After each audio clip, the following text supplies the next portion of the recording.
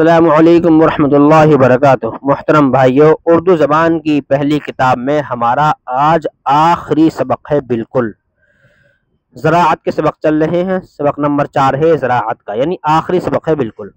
بسم اللہ الرحمن الرحیم۔ میرا نام عبد الرحمن شکارپوری ہے۔ نمبر 4 موسم اور فصلیں۔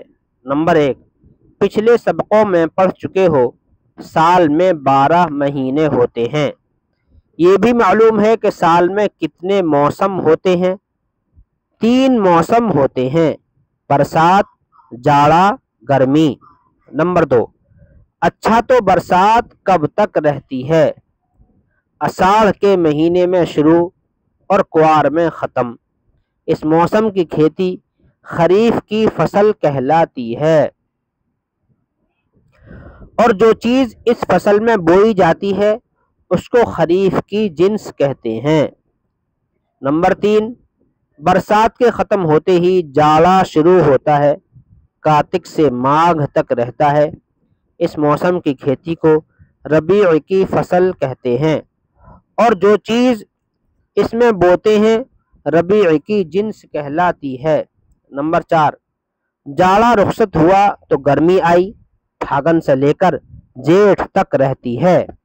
اس موسم کو زائد فصل کہتے ہیں، اور جو چیز اس فصل میں بوتے ہیں وہ زائد فصل کی جنس کہلاتی ہے۔ تمت بالخیر۔ ہماری کتاب پوری ہو گئی۔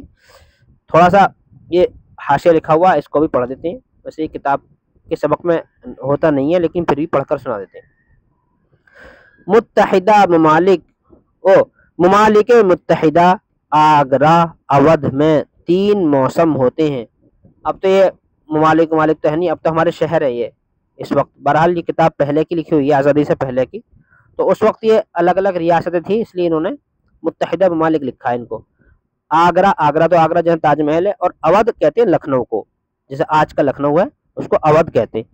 تو آج تو ملک نہیں ہے، آج تو ایک ہمارے ملک ایک شہر ہے، تو اس لیے ہم پڑھیں گے خیر وہی جو لکھا ہوا۔ ممالک متحدہ آگرہ اودھ میں 3 موسم ہوتے ہیں۔ فصل خریف میں وہ اجناس بوتے ہیں جو مرطوب موسم اور گرم آب و ہوا چاہتی ہیں۔ ربیع میں وہ اجناس جو سرد موسم اور خشک آب و ہوا چاہتی ہیں۔ جن ملکوں میں بارش سال کے زیادہ حصوں میں ہوتی ہے اور جاڑا نہیں ہوتا، جیسے مدراس، تو وہاں ربیع کی اجناس کم بوتے ہیں۔ خریف، یہ پتہ نہیں کیا گر لکھا ہوا ہے، ایسا پتہ نہیں کیا ہے۔ خریف مثلاً دھان سال میں 3 بار بوتے ہیں، 3 بار تک بویا اور کاٹا جاتا ہے۔ وہاں صرف ایک فصل خریف کی ہوتی ہے۔ والسلام علیکم ورحمۃ اللہ وبرکاتہ۔